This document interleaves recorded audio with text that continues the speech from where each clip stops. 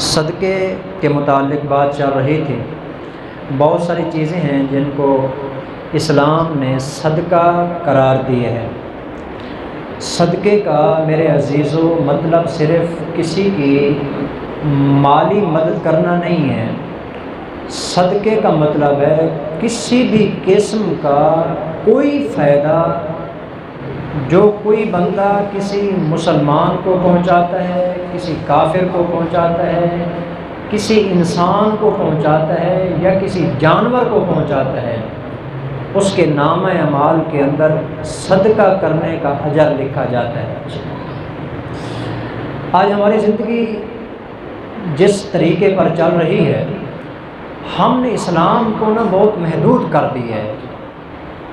چند جو مذہبی رسومات ہیں یا چند جو مذہبی عبادات ہیں اس کا نام لوگوں نے صدقہ رکھا ہوا ہے۔ اس کے علاوہ باقی جتنی بھی چیزیں ہیں اس کو صدقے سے نکالا ہوا ہے۔ چنانچہ آج کے سبق میں جو حدیث ہے بڑی کمال کی حدیث ہے جی، ایک ایک چیز آپ سماعت فرمائیں اور ساتھ ساتھ عمل کی کوشش بھی کریں اور دعا بھی کریں کہ رب تعالی ہم سب کو ان پر عمل کرنے کی توفیق عطا فرمائے۔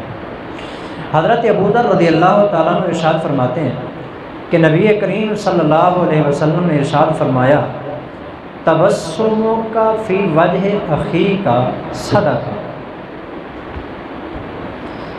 یہ جملہ 7 آسمانوں سے زیادہ قیمتی ہے، اور یہ صرف اسلام میں ہے۔ یہ دنیا کا واحد ہمارا مذہب اسلام ہے، ہمارا دین اسلام ہے جو اس بات کا سبق دیتا ہے۔ باقی اور مذاہب کے اندر یہ چیز نہیں پائی جاتی، باقی ادیان کے اندر یہ چیز نہیں پائی جاتی۔ اسلام انسان کو اتنا سہولت اور آسانی دیتا ہے یقین نہیں آتا کہ اتنی چھوٹی چھوٹی چیزیں جو ہیں ان کو بھی صدقہ قرار دیا جا رہا ہے۔ مثلا یہی پہلی چیز ہی دیکھیں، میں حیران ہو رہا ہوں جی، نبی کریم صلی اللہ علیہ وسلم کا ارشاد گرامی ہے، آپ نے فرمایا تبسمک فی وجہ اخیک صدقۃ، کسی اپنے بھائی کو دیکھ کر مسکرانا یہ بھی صدقہ ہے۔ آج کل یہ چیز ختم ہو گئی ہے، ہر دوسرا بندہ جو کسی کو دیکھتا ہے اس کے دیکھنے کے انداز کو دیکھ کے ڈر لگتا ہے۔ ایسے ہر بندے کے چہرے کے اوپر 12 بجے ہوئے ہوتے ہیں، لڑائی جھگڑے والی صورت بنائی ہوئی ہوتی ہے۔ مجال ہے جو کوئی بندہ کسی کو دیکھے تو ذرا مسکرا کر۔ ایک صحابی ہیں، معصوم سے بچے تھے، پھر بعد میں جب بڑے ہو گئے انہوں نے ایک حدیث نقل کی ہے، بخاری شریف کے اندر روایت آتی ہے، نبی کریم صلی اللہ علیہ وسلم کو انہوں نے تذکرہ کیا، فرماتے ہیں مجھے یاد ہے میں جب بھی اللہ کے پیغمبر کے سامنے آیا ہوں حضور مجھے دیکھ کے مسکراتے ضرور تھے۔ آپ نے اسلام کی عادت ہے، مسکراتے ہیں آپ، کیا ہوتا ہے یار اس کے اندر؟ دیکھیں باقی صدقہ کرنا پڑے، پیسے لگانے پڑیں گے، آگے جتنی باتیں مثلا آ رہی ہیں ان کے اوپر کوئی نہ کوئی خرچ کرنا پڑے گا، کسی کو دیکھ کے مسکرانے پہ خرچ کچھ نہیں ہوتا، اللہ مفت میں صدقے کا اجر دے دیتا ہے۔ کیا ضرورت ہے کہ بندہ ایسے منہ بنا کے بیٹھا ہو ڈرانے کے لیے، اور خاص طور پر جس وقت گھر کے اندر جائے جی ایسا منہ بنا کے جائے۔ ٹھیک ہے حالات آتے ہیں بندے کے اوپر، لیکن گھر کے اندر مسکراتے ہوئے جانا چاہیے، اچھے طریقے سے جانا چاہیے۔ سب سے زیادہ ہماری مسکراہٹ کے جو حقدار ہوتے ہیں وہ ہمارے گھر والے ہوتے ہیں، اور یہاں پر جو مصیبت بنی ہوئی ہے جی، سب سے زیادہ جن کے ساتھ آج جھگڑا ہوتا ہے وہ ہوتا ہی یہی ہے، میاں بیوی کا آپس کا۔ مسکرا کے دیکھنا، کسی کو دیکھ کے مسکرانا یہ صدقہ ہے۔ دوسرے نمبر پہ آپ نے فرمایا کہ وَأَمْرُكَ بِالْمَعْرُوفِ صَدَقَةٌ، کسی کو نیکی کا حکم دینا یہ بھی صدقہ ہے، خرچ کچھ نہیں ہوتا، مفت کے اندر صدقہ ہے۔ وَالنَّهْيُ عَنِ الْمُنْكَرِ صَدَقَةٌ، کسی برے کام سے روکنا یہ بھی صدقہ ہے۔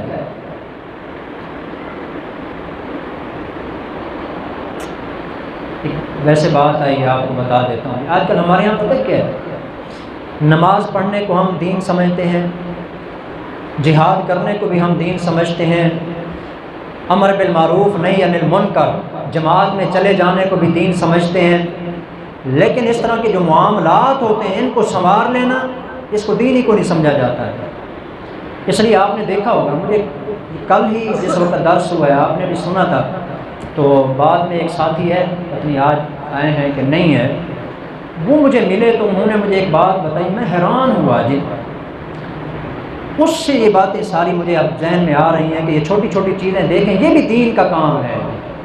ہمارے ہاں کیا ہوتا ہے، دیندار وہ کہلاتا ہے جو حج پہ چلا جائے، عمرے پہ چلا جائے، درس دینے چلا جائے، بچوں کو پڑھانے کے لیے چلا جائے، قرآن کی تلاوت کرے، لمبی سی تسبیح لے کے اللہ اللہ کرے۔ اسی طرح باقی معاملات کے اندر جو ہے نا، جو دین کہلاتے ہیں، تہجد پڑھتا ہے، اشراق پڑھتا ہے، اوابین پڑھتا ہے، یہ دین کا کام ہے۔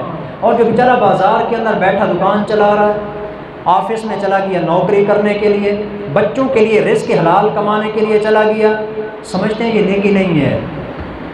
تو وہ صاحب بھی یہی کہنے لگے کہ میرا ٹائم تو بڑا لگا ہوا تھا دین کے لیے، لیکن میں دنیا کے کاموں میں ایسا پھنس گیا ہوں، بس دنیا میں لگ گیا ہوں، دین سے دور ہو گیا ہوں۔ کرتے کیا ہیں، بس آج کل حالات زیادہ خراب ہیں تو محنت مزدوری کرنی پڑتی ہے، اس لیے میں دین سے دور ہو گیا ہوں اور دنیا کے کام میں لگ گیا ہوں۔ ان کو یہ نہیں پتا تھا کہ ایک آدمی اگر سال کے لیے جماعت میں چلا جائے نا، ایک آدمی منڈی کے اندر جا کے بچوں کے لیے رزق حلال کماتا ہے، سال دین کے راستے میں لگانے والے کو اتنا اجر نہیں ملتا جتنا کہ ایک دن منڈی میں جا کے حلال رزق کمانے والے کو اللہ اجر عطا فرماتے ہیں۔ یہ مسئلہ پھر سمجھیں کہ میں ویسے نہیں کہہ رہا، اللہ وجہ البصیرت آپ کو مسئلہ بتا رہا ہوں، اور اس کے اوپر ایک دلیل بھی آپ کو دے دیتا ہوں۔ یہ ہمارا دین کے لیے نکلنا، یہ وہاں جانا، لوگوں کو بلانا، یہ نہ فرض ہے نہ واجب ہے، کچھ بھی نہیں ہے، زیادہ سے زیادہ ثواب کا کام ہے، کوئی فرض واجب نہیں ہے۔ اگر چند بندے بھی پوری امت میں یہ کام کر رہے ہیں، کسی کے اوپر کوئی ضروری نہیں ہے کہ سارے کام کریں۔ لیکن آپ نے حدیث سنی ہے تو سنی ہے، نہیں سنی تو میں آپ کو سنا دیتا ہوں جی۔ رسول اللہ صلی اللہ علیہ وسلم نے ارشاد فرمایا، طلب کسب الحلال فریضۃ بعد الفریضۃ۔ نبی کریم صلی اللہ علیہ وسلم نے فرمایا، رزق حلال کو تلاش کرنا یہ ہر مسلمان کے ذمہ فرض ہے۔ ایک آدمی ویسے کسی کام کے اندر لگا ہوا ہے جی، نہ جو فرض ہے نہ واجب ہے، کچھ بھی نہیں ہے سوائے ثواب کے، اور ایک آدمی فرض ادا کر رہا ہے۔ عام ثواب کے کام کرنے والے کو اجر زیادہ ملے گا، فریضہ انجام دینے والے کو ثواب زیادہ ملتا ہے۔ فرض اور نفل کے اندر درجہ کس کا زیادہ ہے؟ کتنا زیادہ ہے پتہ ہے؟ ایک زمین ہے اور ایک آسمان ہے، اتنا فاصلہ ان کے درمیان بھی نہیں ہے جتنا نفل اور فرض کے درمیان ہے۔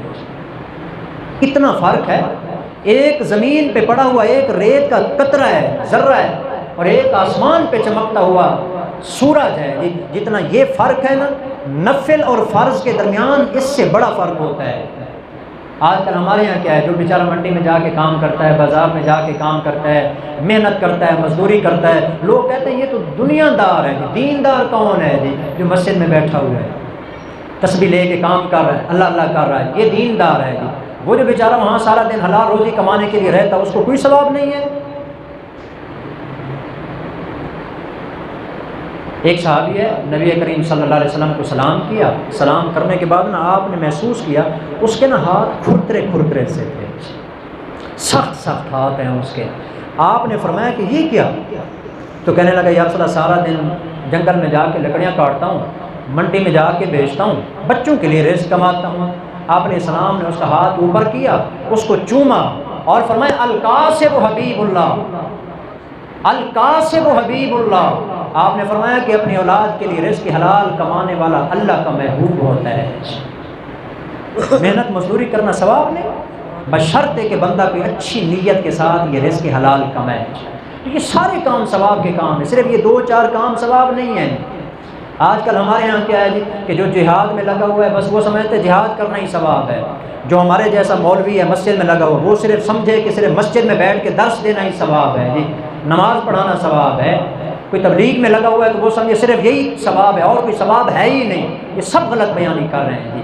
اللہ کے راستے کے اندر جا کے بچوں کے لیے کوئی بھی چھوٹے سے چھوٹا کام کرنا بھی، محنت کرنا، مزدوری کرنا، یہ بھی ثواب کا کام ہوتا ہے۔ بلکہ یہاں پر دیکھیں جی، امر بالمعروف نہی عن المنکر کا ذکر حضور نے بعد کیا، مسلمان کو دیکھ کر مسکرانے کا ذکر پہلے کیا ہے۔